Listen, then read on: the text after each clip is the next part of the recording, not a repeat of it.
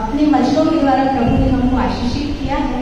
और एक वचन जो है कि सब कुछ सुना गया और अंत की बात यही है कि परमेश्वर का भय मान और उसकी आज्ञाओं का पालन करें। एक मनुष्य का संपूर्ण कर्तव्य यही है। और हम धन्यवाद देते हैं कि प्रभु ने हमें जीवित रखा और उसकी सच में महाकरुणा का फल है।